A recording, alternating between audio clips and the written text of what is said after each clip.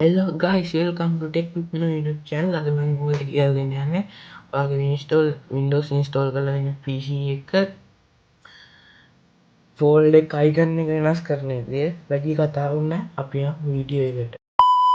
ඉස්සෙල්ලාම ඔයගොල්ලෝ ඔයාට ඕන ෆෝල්ඩර් එක select කරගන්න. මම නම් ඕනේ මේ ෆෝල්ඩර් එක icon එක වෙනස් කරනවා. මේ විදියට right click කරනවා. right click කරලා මේ ඔයාට properties ගන්නවා.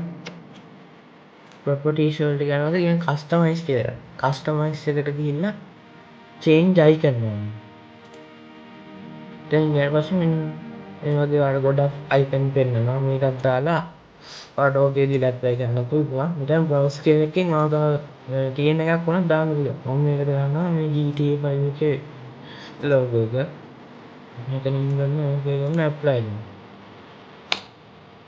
දැන් ඔයාලට වෙනවා මෙතන මගේ අයිකන් එක ඇවිල්ලා. එහෙනම් වීඩියෝ එක සබ්ස්ක්‍රයිබ් කරන්න සබ්ස්ක්‍රයිබ් කරලා ලයික් කරන්න ෂෙයා කරන්න අද වීඩියෝ කරයි අපි යනවා. බයි.